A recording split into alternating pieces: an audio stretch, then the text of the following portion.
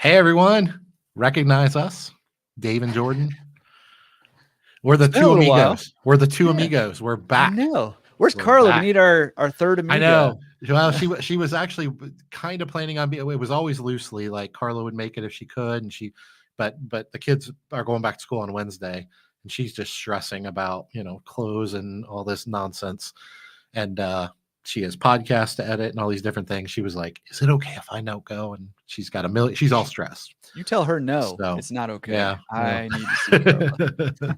happy wife, happy life, Jordan. I know. I know. I'll have her call you, okay? And Okay, you guys that's the could be deal. BFFs. That's the deal. But she actually, for those of you watching, Carla does want to be here, but it's a little bit of a stressful time. Going back to school, we have now got we've got a freshman and a junior, and Oh our man, junior has his you're temps. old, man. I am old, man. You have no idea. So our junior, I have a 26-year-old who's married. If you really want to talk about getting old, so anyway, yeah, no, things are good on this end. How are things on your end, man? Oh, they're good. My kids Living the still have a dream? couple weeks. My wife would have been going back to school on Friday.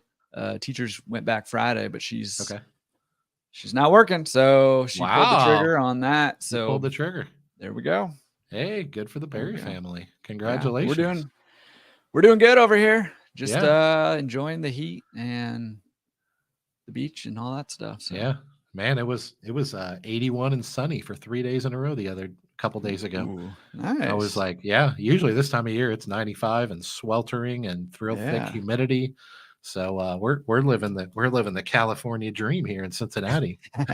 I mean, we don't have beaches or mountains or anything like that. We got the hills of Kentucky. That's about all we got. All right, those are cool though. I mean, yeah, they're Kentucky pretty hills. We did go to a Fred's Lake House the other day. That was pretty fun. We don't have too many lakes around here. We have some lakes, but not too many.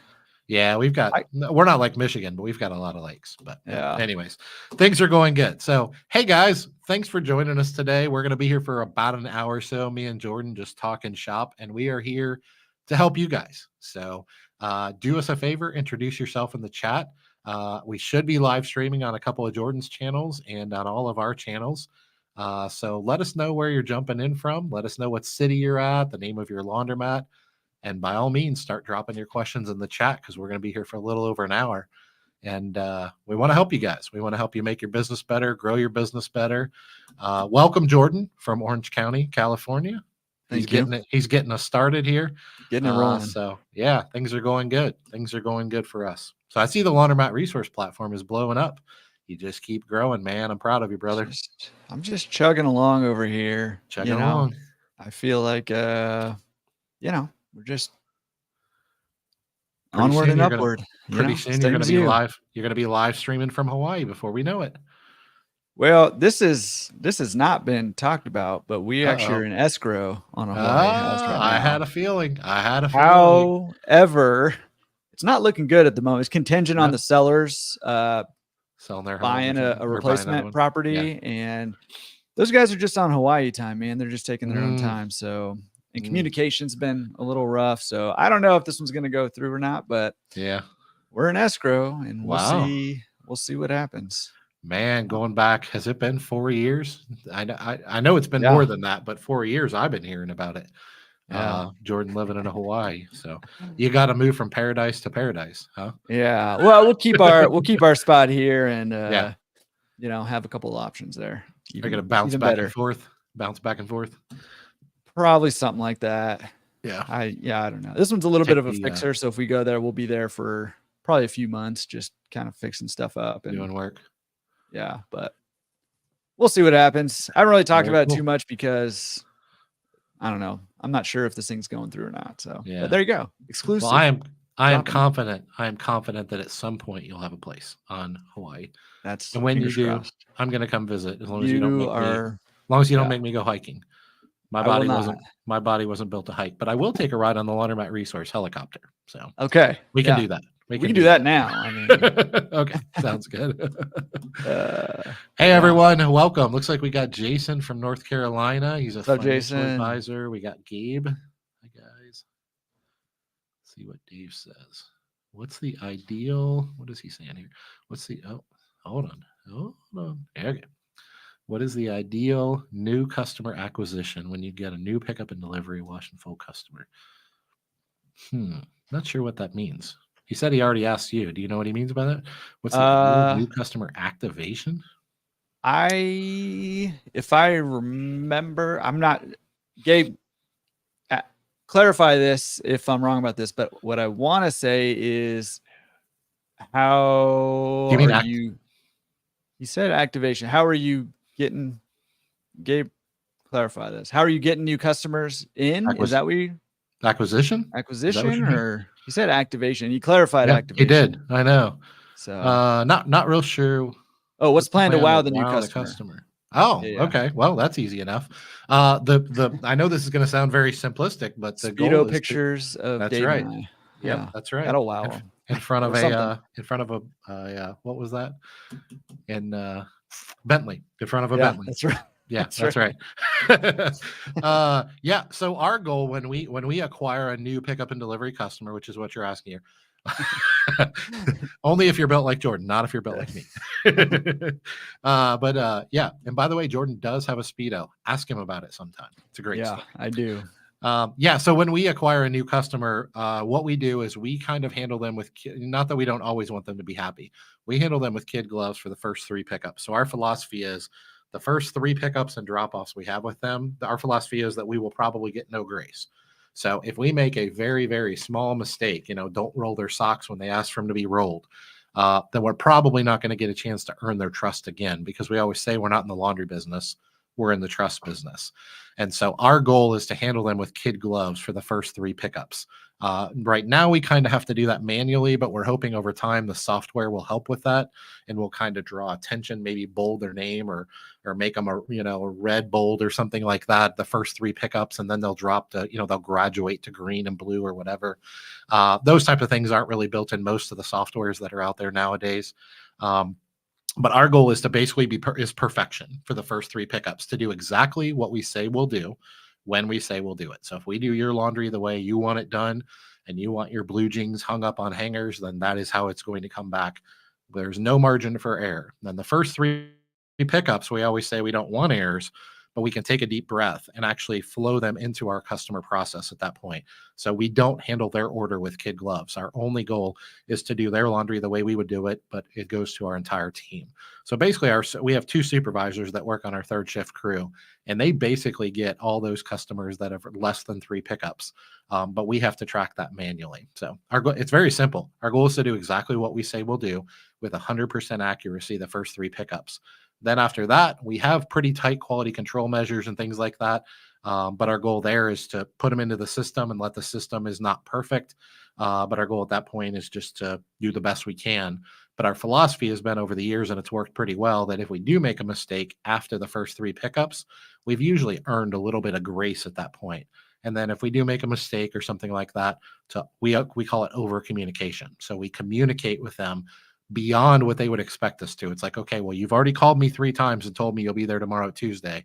And it's like, well, we're going to tell you again, right? We're going to make sure that you have our general manager's personal cell phone number, which is a company number. So I don't know if that makes sense, but that's our philosophy, is we do exactly what we'll say we'll do. We're always pretty liberal when it comes to giving refunds and credits and things like that. So God forbid we do make a mistake, we're going to really overemphasize those things. But that's what we've done for 8.5, 9 years. And it works pretty well for us. I don't think there's a need to do any more than that, if I understand the question correctly. So, what was your answer, by the way, since he already asked you this on another show, probably? I don't know what my specific, I think it was pretty much the exact opposite of that. Overpromise, underdeliver. No, I mean, I want to say, if I'm remembering, I want to say, I love your answer, by the way. Let me just say that I love that Gabe put it way more succinctly than you. Even more, he said, make a promise you can keep and keep it. I love that. Sure. So I'm 100% on that. I think if I remember this conversation, that I said something along the lines of like, it's really the little details that put you over the edge when it comes to people. Like, our business is laundry, right? Like, this is what we think about all the time. You know, this is what we do every day. This is our business. So we should be thinking more than our customer about the customer experience. And that comes down into little details too, right? From everything, you know, basic stuff like how you fold your clothes, and is it a consistent product at the end of that, to how do you bag it? What do you bag it with? How you communicate, how often you communicate, like all these little details add up to matter, and it provides a wowing experience, because all the customer usually is really expecting is for their clothes to be washed and folded. And if folded, you know, washed, dried, folded, and whatever, delivered to them on time. And any little details that show and demonstrate that you've put some thought into this beyond the basic expectation goes a long ways towards wowing customers. So something along those lines is, I think, what I said. Yeah, totally agree. Totally agree. So, guys, keep the questions coming in the chat, and introduce yourself if you're just jumping in. I see there's pretty good number of you in the chat here. So introduce yourself. Let us know what city and state you're coming from. If you want to give us your laundromat website or name of your laundromat, that helps us all connect to each other. But welcome. We are glad to have you guys. I always say in any business that we are in the trust business. I don't care if you're selling pizzas. I don't care if you're selling plastic rubber ducks, cars, doesn't matter to me. I just think you're in the trust business. And nowadays that typically goes back to things I say, like customer service experience. You just mentioned over communicating. I'm a big believer in that. I always say I would rather a customer be annoyed by the fact we've over communicated, but we're very clear on what we're doing, especially when it comes to mistakes and things like that. So awesome. Houston, Texas, Fort Wayne, Indiana. Welcome, you guys. Welcome. So I don't know if I'm going to pronounce your name correctly, but Alicia. Not sure if I'm pronouncing that. Alicia, is that how it's pronounced? Okay. Alicia, yeah. But welcome. She's wanting to know how we gain commercial accounts. Any thoughts there? Yeah. Well, I was interested to hear what you were going to have to say about this. You're going to have to wait for my answer. I know. But yeah. So yeah, how to gain commercial accounts. Listen, this is not really talked about almost anywhere, I think, in this industry right now, but getting commercial pickup and delivery or drop off laundry accounts is a sales job. Like, you have to be a salesperson to do that. That's a sales job. And no, I've almost never heard anybody talk about sales when it comes to laundromats.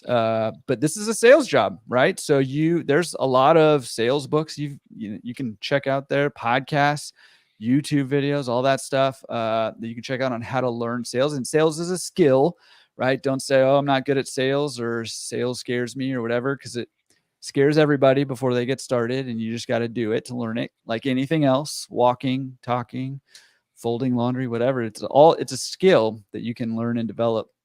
That's what it is, right? So, in terms of gaining commercial accounts, a big part, I guess, depends on what exactly you're trying to do. And I'll leave it to Dave to talk about whether you should do it or not. But you've got some tried and true methods that you can try. You can show up at these commercial places. You can offer to do their laundry. You can kind of demonstrate your service. You can give a free one or a discounted one to get them lured in, whatever the promotional tactics you have. But it's getting face to face with decision makers in a business, or cold calling. Slightly less effective probably is cold emailing, but you can be doing all of the direct mail. You can be doing all of these things to get commercial accounts. But what you can't do is just expect them to show up, most likely. Sometimes that will happen, but this is a sales job, right? So you can do things like running ads and stuff, which is more on the marketing side. But the reality of the situation is, if you're trying to grow your commercial accounts, it's probably going to be through a sales process of some sort. So that involves you or somebody in your business doing the sales, but then also kind of developing a sales process, right? And how you onboard people, and all that kind of goes into it. And I don't want to like overwhelm anybody. So really it just comes down to start talking to business owners that you're targeting for those commercial accounts, whether that be in person or on the phone or whatever. But as you go, you should be developing this sales process, an onboarding process, a communication process, cadence, those kinds of things. Yeah, man, that's awesome. That's a great answer. So I'll get to whether you should in a second or not, but I break this down, assuming you want to. I break this down into what? Somebody ever say something? What's that? Oh, you were laughing. I thought somebody. Oh, I was just looking at the comments. Oh, yeah, I can't get distracted. Help me, Jesus. Help me, Jesus. Yeah, I can't even look at the comments. I get distracted. I lose my train of thought. That's why I normally need Carla here and you. Yeah, that's why I was doing it while you were talking. I can ignore you all day. So right, good. So it's a talent you've acquired, right? That's right. So I break it down into 3 things, and this is just the way I kind of compartmentalize things in my mind. Leads you talked about extensively, and they can come from outbound leads, inbound leads, SEO, which is more organic type of stuff. You can run paid ads. You can just have a commercial page on your website that's, optimized correctly, and you will get, like you said, some leads coming in that way. I think it's more important when those leads come in for you to really know who your ideal avatar is in a commercial way. For example, if a hospital calls you, you should probably cringe, right? That's biohazard. That's medical grade facility. Unless you're built to do that type of thing, regardless of the volume and the money, you probably can't legally do it, right? So you should know what you're capable of and what you're not capable of. And when these leads come in, the most important, you talked about the sales job, the most important thing you can do in a sales job is to qualify the leads and to not waste their time and not waste your time. And then the ones that are qualified, they go into a different bucket or funnel. And then from there, what we like to do is we like to do their first order for free. Now, if it's a huge order, I'm not saying we'll do it for free. We might do 20% off or something, but we want to earn their trust before we even ask them to sign an agreement or a contract. So we want to earn their trust. We want to show them the level of quality, because we always say we're not trying to compete with the Cintas's and the Aramarks of the world, which are playing more of a volume commodity game. We always position ourselves as kind of a boutique laundry service. We're here to provide a premium level of service. We're family owned and operated. We will explain all those things to them. Give us a chance to prove to you the level of service we can provide at a discount or for free. And then if they make it through the first 2 steps of the process, then we'll start to discuss price and things like that, and hopefully sign them to some type of a contract. But I have a feeling what Jordan was referring to earlier is I'm actually not a big fan of commercial accounts. So in our workshops, we spend a whole session breaking down what I call my 4 silos, my 4 avatars. One of them is residential. One of them is small business, which I treat identical to a residential customer. So if you have an Orange Theory Fitness or a chiropractor that sends you 40 pounds of white towels a week, or a massage place that sends you 50 pounds of sheets, that's no different than a residential customer. I might give them a small discount because it's a bunch of white towels, but for the most part, I handle them the same way. I charge them the same way. I'm not going to ask them to sign a contract. So a lot of times when people talk about commercial accounts, I feel like we as an industry sometimes are kind of speaking English and Chinese here. You say, how do I get commercial accounts? And I'm thinking big industrial hotels and nursing homes and thousands of pounds a day type of laundry and discounted rates and all these things. And you might be thinking like Orange Theory Fitness has 30 pounds of white towels. That's a commercial account. So the way I silo these out is a residential customer, a small business, or a retail customer, I will call those. And I treat those exactly the same. Then there's another level, which is what I call true commercial. And these are commercial accounts that are the big boys or girls don't want to go after, right? The Cintas's, the Aramarks, they want nothing to do with them because they typically require a high level of service, and they're not really price sensitive. And the big boys and big girls kind of ignore them, right? And they're not big enough to justify a commercial account or something like that. And then there's industrial, which is the big behemoths, right? Those are the ones you should run from. They're literally paying 35, 40 cents a pound, right? A lot of times they're renting their linen in 30, 40, 50,000 pounds a day of laundry. And you probably couldn't process it if you wanted to, but you definitely couldn't process it and make money. So if you kind of silo them in that way, I think that lets us laundromat owners have a real open conversation around when you say commercial, what exactly do you mean by that? Because I know at conferences we'll get, commercial panels, and I'm sitting there going, every one of them are talking about what I call a retail customer, right? An Orange Theory Fitness I always use the example of. And I just think that is apples and gorillas compared to a industrial account, a hotel with, 50 stories or something like that. So I think that's more important than anything, is being able to silo those and understand who you can go after, who you can't go after, and who you want to go after. And as important as anything, who can you make profit on? Because I can tell you, there's a lot of people doing an awful lot of laundry in this industry right now that aren't making any money. I've seen their P&Ls. I've coached them. They're very proud of their 32 vans. And at the end of the day, there is just not much squeeze coming out of that thing. They're just working their team to the bones. I always say with those kind of accounts, typically everybody's making money and everyone's happy but the owner. The people doing the hours and getting overtime are making money. The drivers, the companies that sell you the vans, when you run the wheels off of them, they're selling you new vans. All these things, everybody's making money. Even the hotel probably is happy with your level of service. But at the end of the day, you're just not making any profit. So I think that's the conversation we need to have as laundromat owners. And we need to be really careful not to chase after things. It's the analogy I always use is that dog chasing the UPS truck. He thinks he wants to catch that truck, but he doesn't. He doesn't want to catch that truck. It's not going to end well if he does. So that's my spiel on that. I don't know if that makes sense to you, but I would proceed very cautiously. And by the way, everything I'm telling you is from a place of we've been there and done it, and it's not all it's cracked up to be. So be very careful, understand what you're wanting. Yeah, I was going to say, I've definitely been the owner who was doing things and not making any money while everybody around me was making money. Mm-hmm. And it's just not a good feeling. It's not a good feeling. It's not a good feeling. I mean, at the end of the day, we're not a nonprofit. We're a business. We're working hard too. We're taking a lot of risk. We're wearing out our equipment, and we have the right to make a profit, and a healthy profit. You decide what that is. For me, if I can't make 20, 25, 30%, I'm generally speaking just not interested, because I've learned, pickup and delivery specifically, over the last 8 years, I've learned that there is so much residential and small business laundry out there, and they will pay full retail price.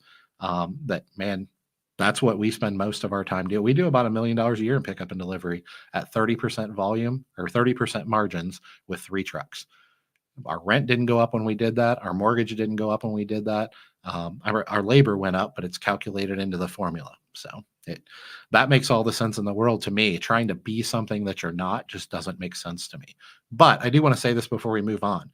That third category, that what I call true commercial, if you can get them, and you can get them at the right price, and you can get them into a contract, they can be very lucrative. But you might have to quote 10 or 15 of them to land one.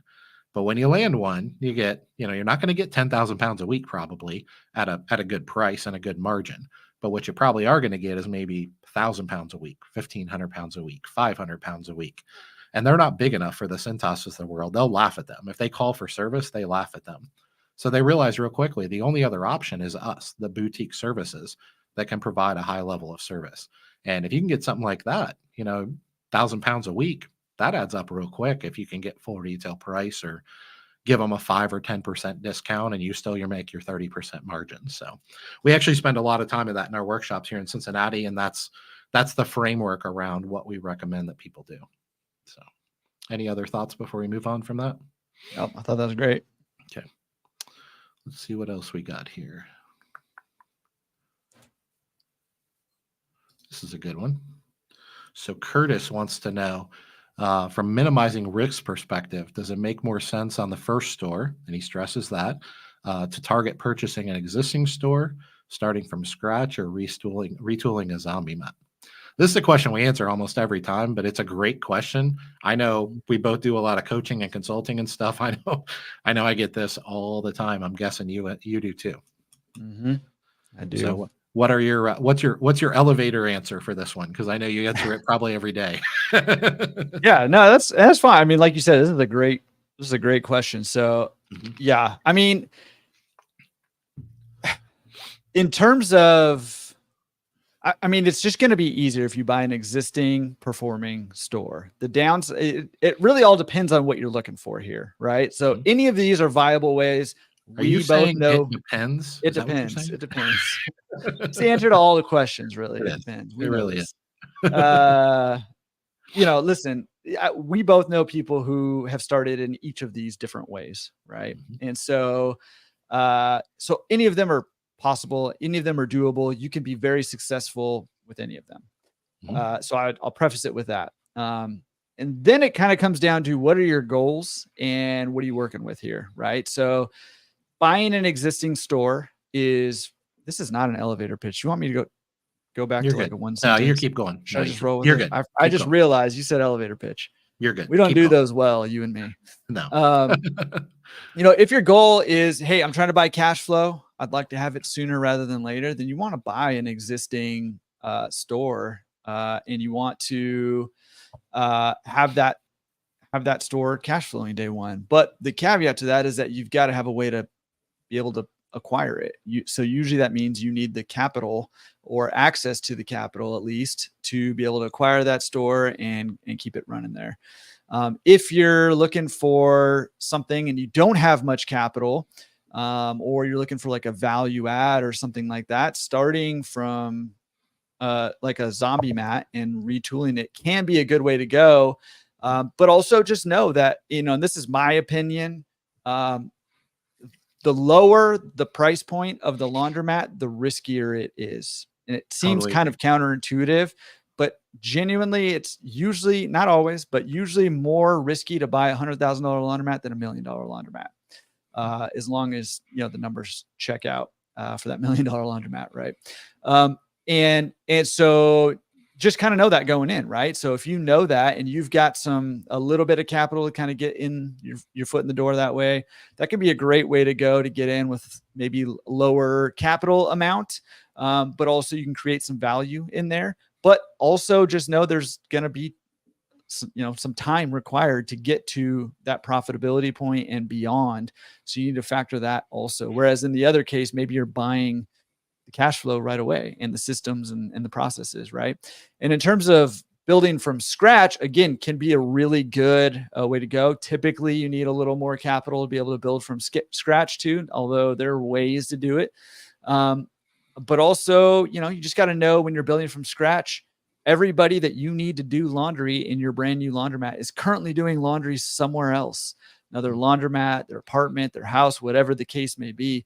So you have got to have a plan in place to do that. And then also, pretty common is it's going to take, 4 to 12 months to actually build the thing out. And then it's probably on average this is what I see. Maybe you see something different, but on average, I'm usually seeing like 6 to 18 months until a new laundromat hits profitability. And I've seen them hit it right away. So again, but I tend to see that being the exception. So you're looking at a longer runway, capital expenditure. And then also you've got to build that business, obviously like physically, but also you've got to build the customer base and the systems and the processes and all that stuff when you're building from scratch. So again, can be a great way to add a lot of value and build some equity. But there's more work involved, more time involved. And in the meantime, if you just buy an existing one, if you can find it, which is the other caveat, then you're cash flowing day one, ideally. So that was not anywhere near an elevator pitch. That was a Dave. You chime in. That was a Dave Menz answer. Yeah. Well, you covered it all, so I'm not going to beat a dead horse here. We want to get to as many questions as we can today. But yeah, when people come to me with this, bluntly, this is, by the way, in one-on-one coaching calls. So, I mean, we're in private, right? The first thing I'll ask them be like, how much money you got? Like, I'm not even going to pretend. Like, we're not going to call it anything else. We're not going to capital infusion. How much money you got? How much liquid capital do you have? Because that will drive a lot. The first two, if you're buying a turnkey store, which is what I would call your first one there, if you're buying a turnkey store, that's usually based on a multiple of the ROI. And if you do your homework and you do your due diligence and you do your competitive analysis, you should walk into that puppy day one expecting and knowing to get 20%. And if there's opportunity there where you go chase things that they didn't chase, like pickup and delivery, maybe your return on investment can be higher, but you shouldn't be very confident in your floor, right? Now, I actually think, I agree with what Jordan said. I think that's the lowest risk point, right? There's the least amount of risk if you buy it right and you do your homework, get a consultant and a good financing company and a good distributor, and you have all these eyes looking at this that know this industry really well. You almost can't go wrong in that environment unless there's something you miss somewhere, right? But that is the most expensive way to acquire a laundromat. If you're acquiring $1 million turnkey store that has an NOI of $200,000, you can math that out very simply. Make sure the equipment isn't too old, and all these things go into I call it the art of the deal. But make sure you're looking at this through the lens of that this is an art, not a science, right? And if you look at it through that lens, you're good to go. Completely agree with Jordan too. The most risk is what I've done 5 times. And Jordan's done a couple times, is buying that zombie mat or that free laundromat. There is nothing free out there in this world. There's just a higher level of risk associated with what you're doing. Now, I've done it. Jordan's done it. We've bought them on the cheap. I've gotten one literally for free by just signing a new lease. And I completely agree with what Jordan said too, that man, that is typically the most risk, the most stress. Even when it works, it can take you 3 or 4 years to get to profitability. And sometimes, a lot of times it doesn't work because just because there's an older laundromat there that can be retooled doesn't mean it should be retooled. And it's really difficult to understand those things. That's much more of an art than a science. And then the building new, that's its own risk, right? You're kind of, I always say you're kind of splitting the difference there because it's a big investment. If you're building $1 million laundromat, they're probably going to want 30 or 40% down in most cases. And you're going to have the risk of it can take 24 months sometimes to ramp up, right? And you got to have the cash flow or the cash on hand to be able to weather that storm. And the worst thing you could possibly do is build a beautiful laundromat that's going to be successful, and you just run out of cash at month 8, right? And you got to sell it for pennies on the dollar, or God forbid, go bankrupt or something like that. And you otherwise had everything right. You just didn't have enough runway, And so those are kind of the 3 ways to get into the industry. That's always how I break it down for newbies every time I talk to them, almost daily. And how should you make that decision? I always look at your available cash to liquidity, and look at that first and say, hey, if I got $300,000, 30, 40% down, here's a pretty rough idea of what I can go chase after. Probably can't get a $2 million laundromat, but probably can buy a $800,000 laundromat. And if you're starting like I did with very limited capital or basically none, then you're probably going to have to start by buying or acquiring a zombie mat. And it is read my book is all I can say, because it is not for the lighthearted, the faint of heart. It's an absolute gut-wrenching experience. But the good news is, if that's where you are, then you can build great wealth. And that's why I wrote my book. That's an example of it. You can do great things if you're willing to do things that other people probably aren't willing to do or don't have the stomach for. So absolutely awesome question. Thanks so much. Looks like Curtis is in Houston. Curtis, by the way, if you're in a great market like Houston, that can make a big difference. Houston is a fantastic market.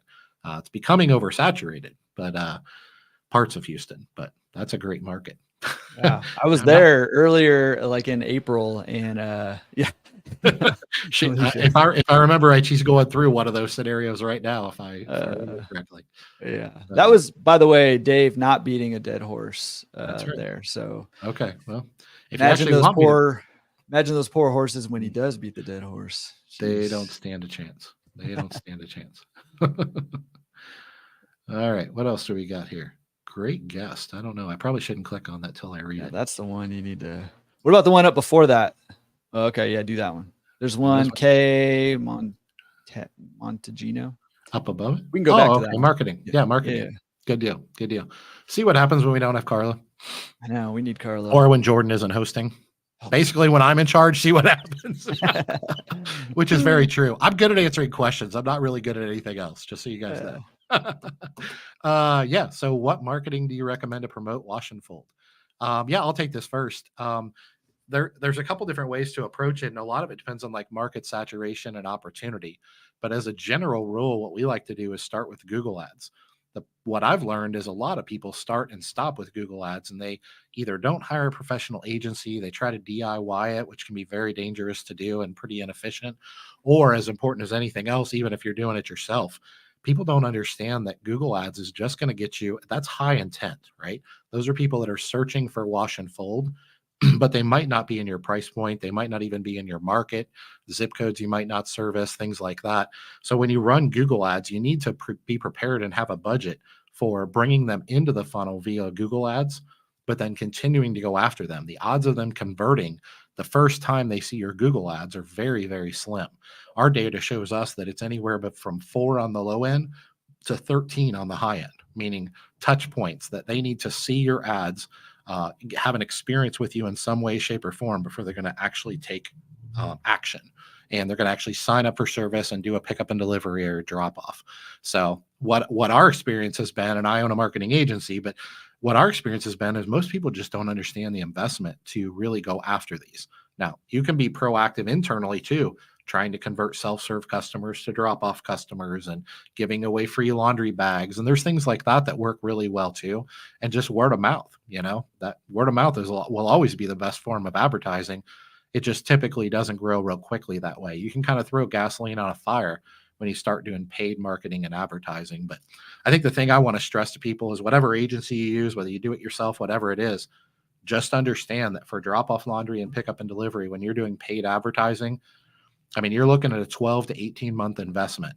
And then you have to remember that our data shows us that about 3/10, which is roughly a third, I guess, of customers that use us will use us regularly.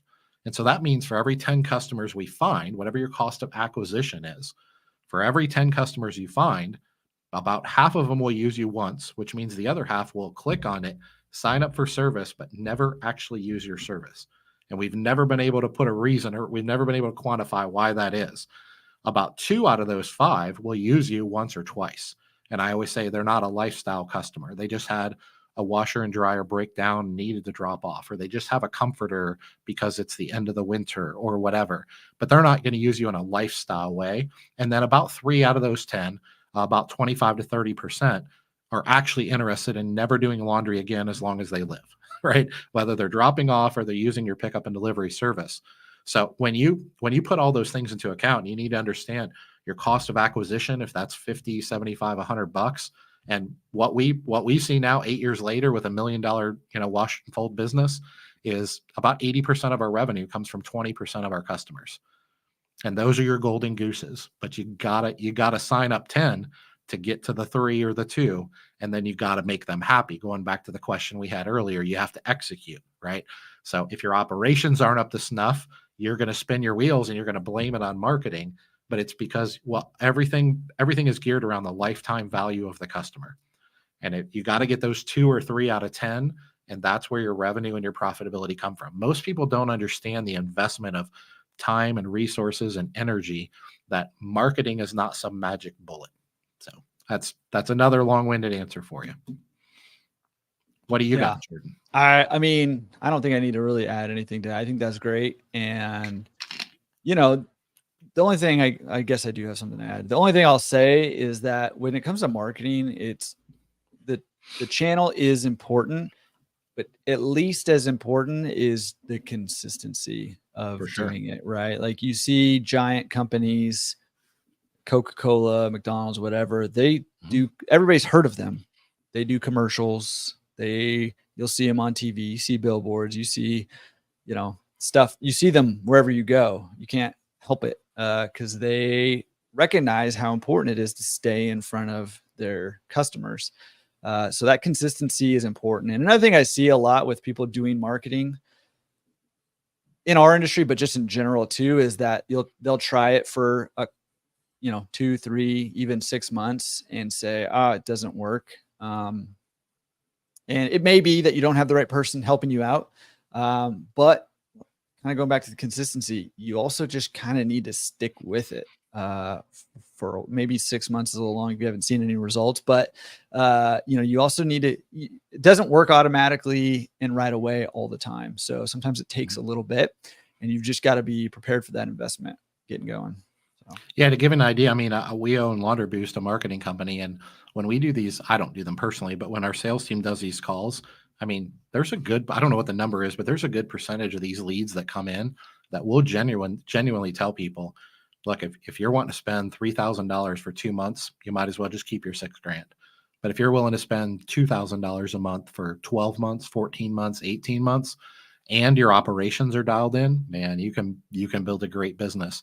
But you can spend all those marketing dollars, and if you're just spinning your wheels on the back end and your operations aren't up to snuff and you can't execute those 3 times that I was referring to build trust, all the marketing in the world isn't going to make a lick of difference. Now, the opposite is actually true. You can have no marketing money. And if you can execute operationally, you can slowly but surely build a great business. But it might take you 15 years to build what I can build in 5. And if you don't have a marketing budget or you don't want to hire a company, you want to keep that money in your pocket, whatever, that's fine. Just understand these are all give and takes that we have in business. And there's other analogies we can use for self-serve too, but just always remember that. So what else do we have here? I clicked on this earlier, and this is Scott who came to my workshop. So he's already asking the question about perfect pour. I don't know. Maybe that's a question he didn't ask earlier. So his question, great guest. I think he's talking about me. I think that's he what is. I think he's on my account. Is he on yours? Oh man, I was actually joking. I assumed he was on mine. Yeah, I wasn't gonna tell you, but then I just felt bad. So yeah, I mean, some people just ride other people's coattails, Scott. Hey man, I will ride your coattails all the way. I will have the opportunity. I have no problem with that. I call it collaboration, my friend. Yeah. Okay, so beyond the flattery, how much do laundry owners charge for Perfect Pour detergents and fabric softeners? So first of all, to clarify a little bit, Perfect Pour is a direct injection technology. That's what you saw at the workshop in my store, Scott. They do not sell detergents and softeners, right? They are not a chemical supplier. That they don't sell any of that to me. We buy that product through Tide. We use Tide and different companies like that. And then most of what we use and sell is through Aura, which is out of New Jersey, New York area. So just to delineate the two things so there's no confusion there. As far as different prices for different size washers, yes, we do. These are cycle modifiers built into our touch controls. So the way that we're charging right now, and we're still in the testing phase of these things, is 20 and 30 pound washers. We charge $1 for detergent and we charge $1 for softener. So if they choose both on a 20 or a 30, it's $2 upcharge. And then on 40, 60s, and 80s, we charge $2 for each. And to give you an idea, I don't remember if we talked about this when you were there, Scott, but we use Aura products right now. We'll be adding Tide to them later, and we'll charge a little bit more for the P&G products. But our markup on those is 150%. So the good news is that is by far, not even close, the best margins on any product we have. The next closest is actually dry cleaning because we wholesale that out, and it's about a 50% margin. So to give you an example, the Perfect Pour, the technology, is the direct injection system.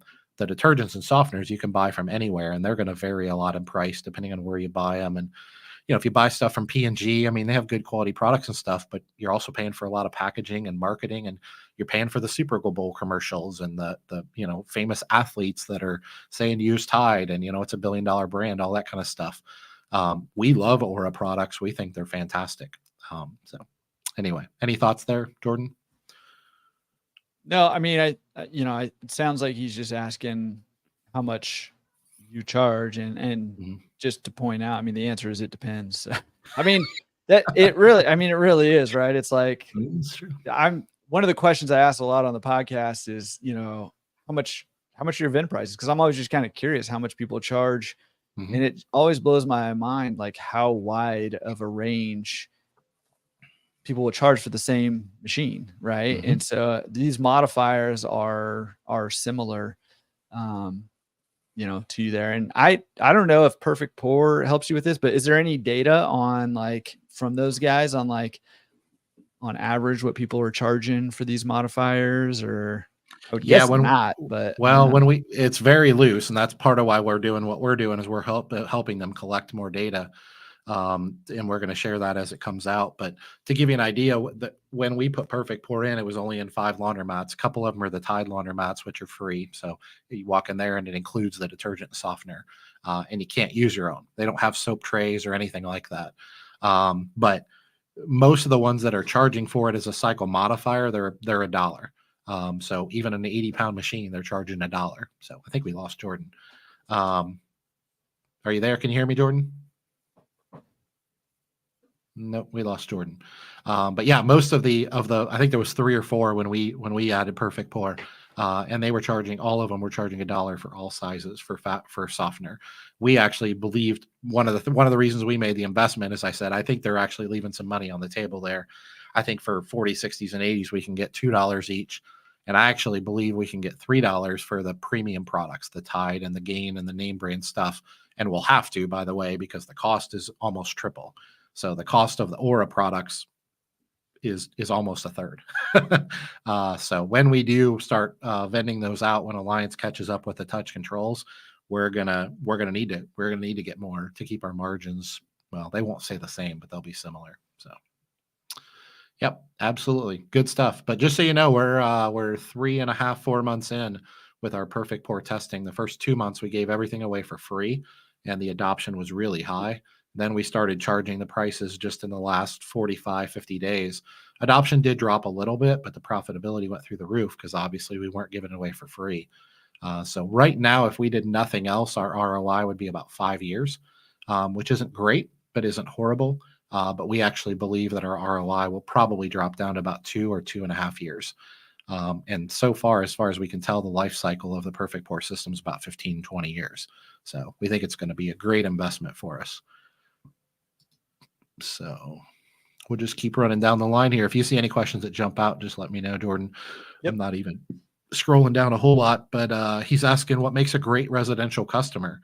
And you're asking this question to me, but I'm sure Jordan has his own thoughts on this. But real quickly for us, one thing I want to make sure we're clear of is I don't know if you're talking about self-serve or pickup and delivery or whatever, but across the board, our goal with our residential customers for all of our segments is we want our ideal avatar is families who value the level of service that we provide.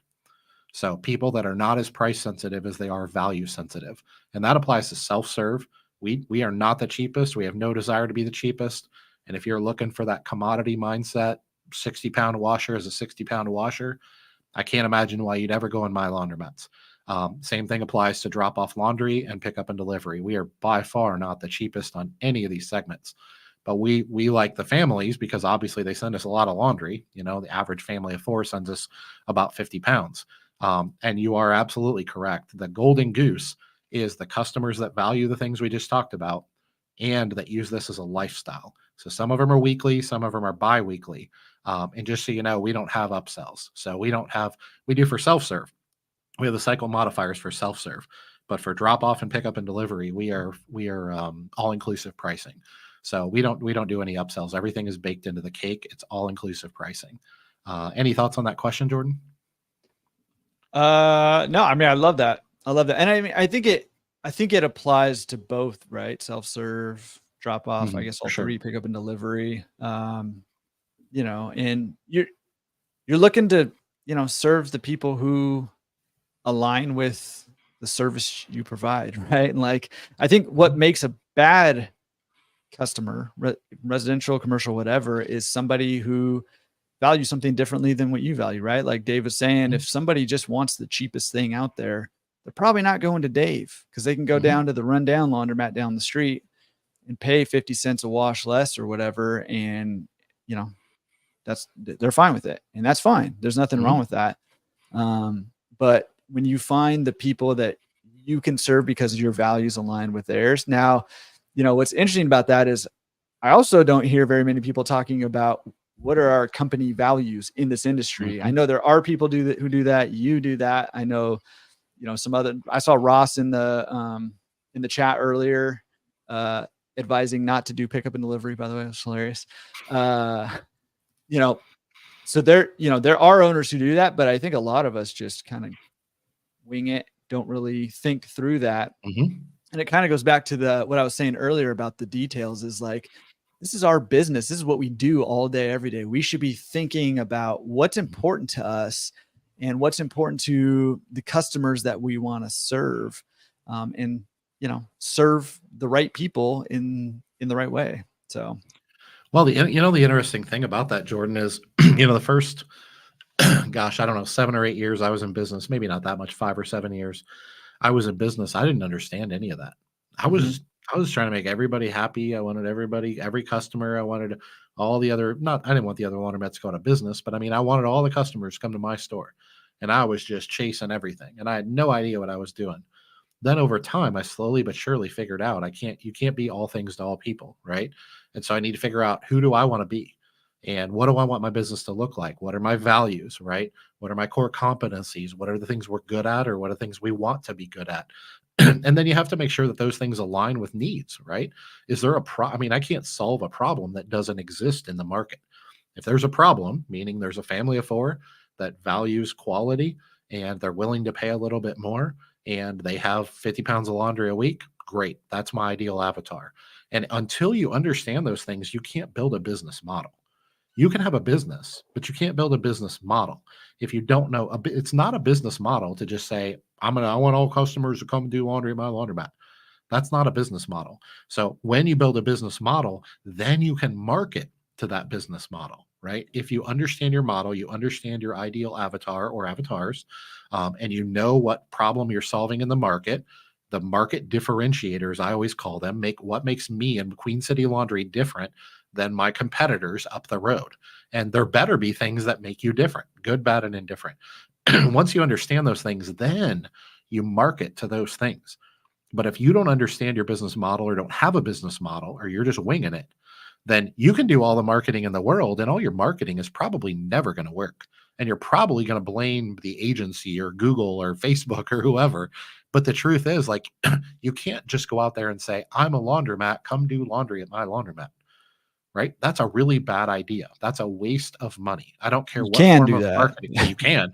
Yeah. It's not a good, trust me, I did for years. And that's me too. And that's what a lot of people do, I think. Yeah. For sure. Yeah. For sure. And honestly, Jordan, that's why me and you were out here trying to help people to just compartmentalize these things and understand them.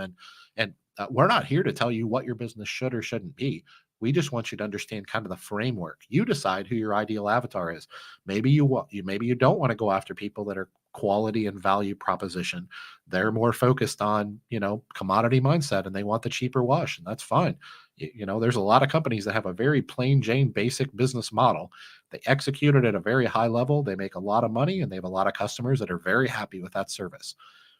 Fast food, we can run the gamut of fast food, right? From the McDonald's of the world to the Chick-fil-A's of the world and everyone in between. And there's not a right or wrong answer. It's not my business. It's not Jordan's business. It's your business.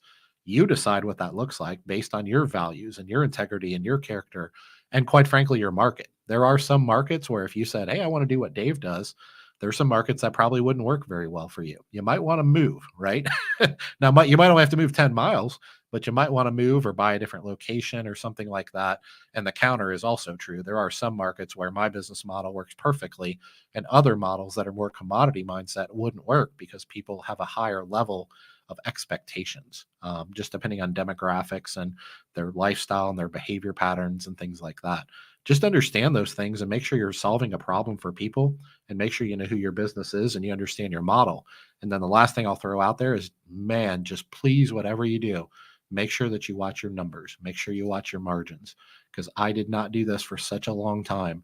And we had a good business despite it, but our business became great when we really started paying attention to those things, and quite frankly, even just understanding them. So absolutely good stuff. Good stuff. Good stuff. So I know we've got a bunch more questions here. Maybe we can, how are we doing on time? Oh my goodness gracious. How has it already been an hour? You've been yapping a lot. That's how.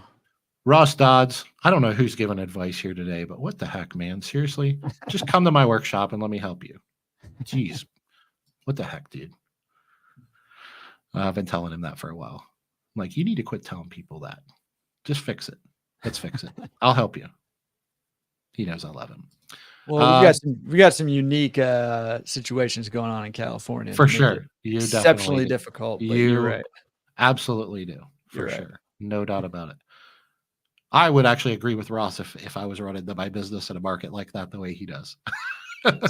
Wrecking trucks every other day and all the limitations you guys have. Yeah. But anyway, let's not make fun of Ross too much. He's a good guy. Any questions jump out of you? I know we got a bunch of them. I don't think we're going to get through them all, so I'm trying to scroll. I mean, we could probably do this one quick. That Jake question about Poplin, because we hear that one lately. We've been hearing that one almost every time too. Mm-hmm. So I think that's an interesting one. Yeah, go for it, man. I feel like I've been talking a lot lately. Yeah. So how should we be thinking about Poplin? Just in case you don't know, Poplin's a pickup and delivery service. I think they're venture backed, and basically it's Uber for laundry, I guess. Like it's just regular people doing laundry. Yeah, doing laundry, like mostly at their house, right?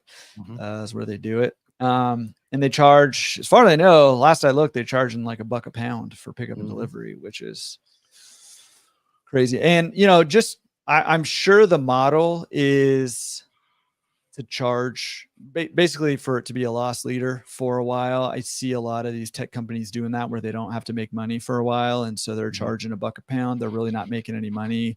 The people who are really losing out usually are the people doing the laundry, which is a bummer, actually. And so, how should we be thinking about this? I think we should be thinking about it, for one, because while I don't think the current model and structure of it, I don't think that it really threatens us as an industry. We would be, it's funny. I was just at a conference this last week, and former CEO of Blockbuster was there, and it kind of reminds me of this. Not that Poplin's going to be the next Netflix that's going to, put us Blockbusters out of business, but I think one of the big mistakes Blockbuster made was keeping an eye off the ball, or taking their eye off the ball of what was happening technologically speaking. So while I don't think they really pose a threat to us, because really we have different business models, and going back to like avatars and like who our ideal clients are, they're going to be totally different.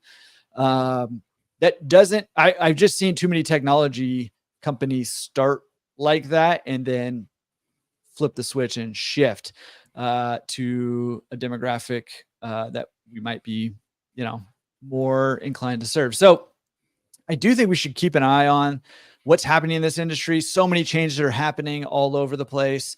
And it's hard to keep track of everything that's happening right now. And there's a lot of people making some pretty bold plays like Poplin. And most of them, will probably not work out in the long run. We see that happen all the time. But I do think we would be remiss to not consider what they're doing and not sort of keep an eye on it, and to be asking the question, how does it impact our business? So for the time being, I think we should be thinking about Poplin as not really as a competitor, but as a tech company that's doing something in our industry that has potential to impact us. But I don't also think that it will ever put us out of business as long as we're taking care of our business. And I think that is the key, right? Is we've got to, it's the same with laundromats, right? Like when we talk about building a laundromat, right? Where are we looking? We're looking for the people who aren't taking care of their businesses that have a good market. Maybe there's 4 or 5 zombie mats in an area, and you can go plop in a nice new big one there, right? Because those ones are not taking care of their business, so they're susceptible for somebody else coming in. So really, we want to keep an eye on what all these different companies are doing and the changes happening, but really the number one thing is take care of your own business. And why don't we as an industry make ourselves uncompetable? That's not a word, you know what I mean? That's what I say all the time. It's a made up word. Yeah. No, that's great stuff. One thing I want to point out that Jordan touched on a little bit is, I think we should, and I catch myself on this from time to time, never believe that you have arrived, right? Always be willing to challenge yourself and look at big companies like this. There's always things to learn. And I will tell you that they are good at marketing. If you look at their ads and the way that they position themselves and things like that. Now, we don't know technically what their long-term strategy is, but we can make a guess at what that is. I actually think they're good for us. They're good for us because if you're a smart independent operator, you're watching the ads and you're learning from the ads. And more importantly, what they're doing is spending millions and millions of dollars growing the segment, right? So I break it down and I say the pickup and delivery laundry segment, it's estimated to grow from about 10 million a year or 10 billion a year to about 50 billion in the next 10 years. There's more business than any of us can handle out there. And we probably operationally, and myself included, probably can't grow fast enough to keep up with the supply demand equation here. The market is going to go faster than us. So you don't need to worry about being threatened by these companies. You just need to make sure you get your market share and make sure your positioning is correct. And personally, the way we run Queen City Laundry, they're just not a competitor of ours. We're charging $2.49 a pound. They're charging $1 a pound. They are just not our competitor, right? If a customer were to come to us and know that Popl exists and know what their value proposition is and how much they charge, and they were to choose to use Poplin over us, they were never going to be our customer, or they'll be back really quick as soon as they realize some things are too good to be true. But I could pick their business model apart big time, but we don't have time for that today. But I mean, for one, they've went through multiple rebranding sessions already under different companies' names because the reviews were so horrible, and that's not ever going to change unless they change their business model. So I'm just not a big fan of the venture-backed, and it has nothing to do with private equity or anything, but I'm not a big fan of the venture-backed private equity firms that are, trying to create these revenue sharing models and things like that. I just don't think it works for the independent operator. So once again, not to drill down their business model too much, but you pretty much hit the nail on the head there, Jake, when you said, I know we mentioned this before, and typically the answer is consistency, quality, superior service. 100%. You do that, you worry about you, the market will grow faster than you can keep up with, and Poplin will probably never affect you in any way, shape, or form. Last thing I'll leave you with is Poplin, Sudshare, whatever they want to call themselves, they're not the first. They won't be the last. There's been dozens going all the way back to Washio and even companies before them that have all raised 5, 10, 15, 20, $30 million and chased after something with a flawed business model. So until I see somebody doing something like this with a highly executable business model, which by the way would require people like us to cooperate with them, I'm just not threatened by that. I actually think that supply-demand ratio is going to be fulfilled mostly by independent operators that are collaborating and going to conferences and going to workshops and networking and doing coaching and listening to podcasts and listening to other great operators speak at conferences and picking their brains and maybe hiring them for coaching. And like, that's how us independent operators are going to get together, and we're going to solve this $50 billion problem to the point of probably where there's more business than any of us can possibly handle. So I just don't think they're an issue. I actually think they're helping us quite a bit. So I actually welcome them. I think it's great because what they're doing is they're spending millions and millions of dollars letting the community know that the service exists. They try them and they find out that this service sucks more often than not. I'm just being blunt there. And once they figure that out, what's the next thing that goes through a consumer's mind? Man, I really like the idea of having my laundry picked up and delivered, but not like that. That was awful. So the first thing that would go through your mind is, well, there's got to be other companies out there that do this better.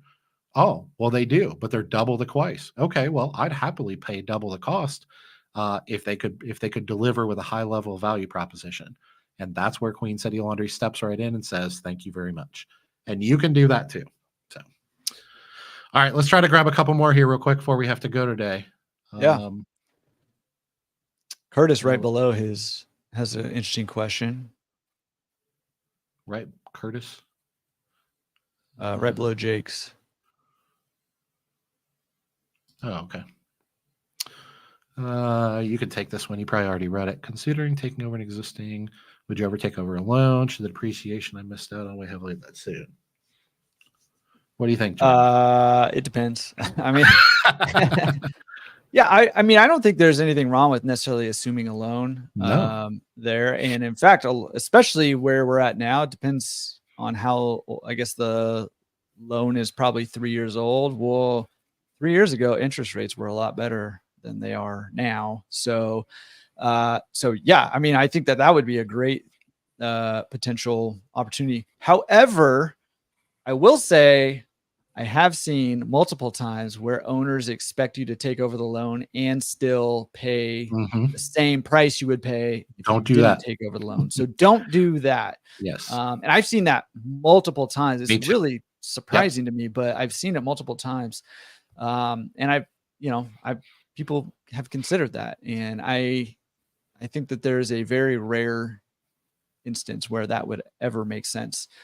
if ever. So I think that'd be awesome. Number 8, but also I want to also say, make sure you read and understand the loan that you're signing like you would any other loan. That seems very obvious, but it's just really easy to assume a loan and say, oh, there's 4 years left on the loan and here's my payment. A lot of times there's a lot more that goes into those loan docs. So make sure that you read and understand it before you assume it. So there's that. Should the depreciation I'd miss out on weigh heavily in on the decision? I mean, it depends. How big of a deal is that depreciation for you? Now, it's a pretty big, it's a pretty big perk of buying a laundromat is we're equipment heavy, and the depreciation weighs in there. But also, and I'm not a tax guy. Maybe you know the answer to this. I'm not a tax guy, so I don't know how that works depreciation wise. I know that if you buy the entity as opposed to doing an asset purchase, your depreciation schedule doesn't reset. And my guess would be that you would have to attribute the value of whatever the remaining loan payment is towards the acquisition. And that's the depreciation you miss out on, the delta there. I'm not sure. Do you know how that works? No, I don't. And I wouldn't want to guess. I could take some guesses, but given that we're running out of time, I don't think I want to theorize on that. But something to look into, though. For sure. Absolutely. I mean, one of the things we got to remember here, guys, I know we're small business owners. I know a lot of us is our first business and everything. If there is one piece of advice I can give somebody that's a newbie or to Dave Menz back in 2010, man, it is hire professionals. They really, for some reason, we get intimidated by the attorneys and the accountants and the bookkeepers and the insurance brokers and business brokers, distributors, whatever. We get intimidated by the cost associated with these people. And I would argue that it's all predicated on finding the right one. Find the right attorney, you find the right accountant, CPA, you find the right equipment distributor, they are worth their weight in gold. Where it's an issue is where you hire the wrong one, or you hire someone that doesn't have your best interest in mind, or you hire someone that's just ignorant. And, believe it or not, there's attorneys and accountants out there that don't know anything about business. They don't, right? They just do taxes all day, or they just do push papers all day. They don't actually know anything about business. So these experts that we should be bringing into our, I call them my external team, they should, not necessarily be on your payroll, but they should be a part of your quote unquote Rolodex. And now I'm really making myself sound old, but they should be in your phone, right? And my attorney, I can call at any time and he'll pick up the phone and take my call. He knows who I am. I've invested in that relationship over 15 years. And we get these, I think the small business owners, especially when you're struggling early on, we get these ideas in our mind that they're, too expensive. I can't afford them. And I tell you what, man, you could just spend a couple grand on a good attorney to look over some things and spend a couple hours on it. It can be the best money you ever spent in your life. Accountant can be the same. Having an accountant and an attorney with you in the room and all three of you sit down and have a business conversation around the totality of these decisions and how this affects this and this affects this. And man, that you can spend $3,000 or $4,000 and it can be the best money you ever spent in your life. So don't be intimidated by these people. They are not smarter than you. They are not better than you. They are just niche, just like your niche. They don't understand your business and your industry. The odds of it are almost zero. So bring them into your team and then make sure that they understand that they work for you. And I don't mean that to be disrespectful. I just mean that to say, make sure you have a dog in the hunt. Because at the end of the day, it's your risk. It's your money on the line, your assets on the line, whatever those things are. So guys, I apologize that we didn't get to all the questions today. I scrolled down and we have a bunch we didn't get to. So all I could say is thank you guys for being here. Me and Jordan will hopefully keep doing these for years to come, kind of sporadically here and there. I know Jordan does webinars and things on the Laundromat Resource platform all the time. Go check out laundromatresource.com. We're always doing our version of these Q&As and different things on our website. He's got his pro community. We've got our membership community. We're always trying to be at different events. We're always both available for coaching workshops we put on here in Cincinnati for pickup and delivery. I know we talked a lot about that today. We just finished our 7th one and it was a raging success. So we are very proud of those. But man, just guys, keep watching out for each other. Us independent owners, we need to be on the same team. I know you do have competitors and I have competitors, but the odds of them getting involved in a Facebook group or a Q&A or something like that are almost zero, and hearing your secret formulas that you have, don't hesitate to collaborate and things like that. Any last thoughts before we go today, Jordan? No, just appreciate everybody jumping in, and especially chiming in the chat there with your perspectives too. We always love to hear everybody's perspectives. And Dave, man, it's been awesome, and congrats on 7 pickup and delivery workshops. That's huge, man. That's a lot.